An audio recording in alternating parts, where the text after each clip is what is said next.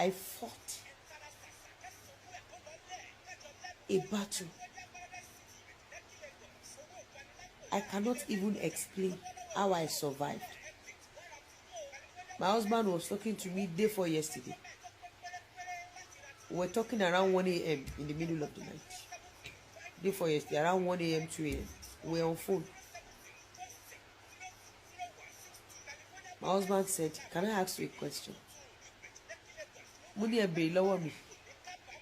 Ọkọ mi ní, báwo ló ṣe survive?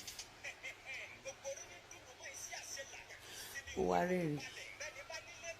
Ẹ̀yin èèyàn wa, kí ló tún ṣẹlẹ̀ báyìí? Lizzy Anjorin kẹ́gbàjarè bí ó ṣe máa ń jìyà nígbà kan rí. Gbogbo sítórì bí òun pẹ̀lú ọkọ rẹ̀ bí wọ́n ṣe bẹ̀rẹ̀ bí ìyà ṣe ń jẹ wọ́n, gbogbo rẹ̀ ní Lizzy Anjorin sọ nínú fídíò tí ẹ̀ ń wò yìí, nínú fọ́nrán yìí, gbogbo rẹ̀ ní arábìnrin yìí sọ.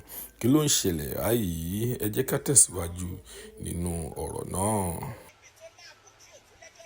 Ó ní tára tábà tẹ̀ mí lọ́mi pé báwo ló ṣe survive. Ṣó yẹ kẹ́yìn tún máa béèrè pé báwo ló ṣe survive. Ọkọ mi ní pé àwọn máa ń rò ó pé ohun tó bá mọ́ ọmọbìnrin yìí survive.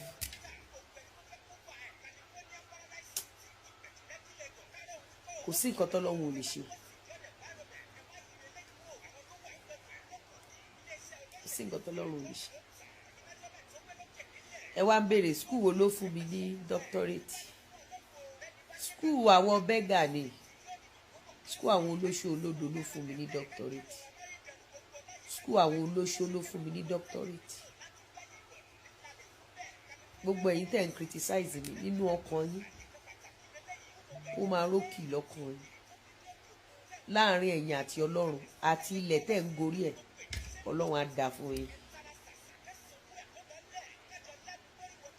Do you know what it means? Láti day one ní ilé ayé èèyàn, kéèyàn dẹ̀ máa ṣiṣẹ́. Láti bẹ̀rẹ̀ ilé ayé èèyàn, kéèyàn dẹ̀ máa ṣiṣẹ́. No party, no friends, no family. Do you know what it means? Psychologically, do you know what it means? Do you know what it means? Láti kékeré, at age of 4,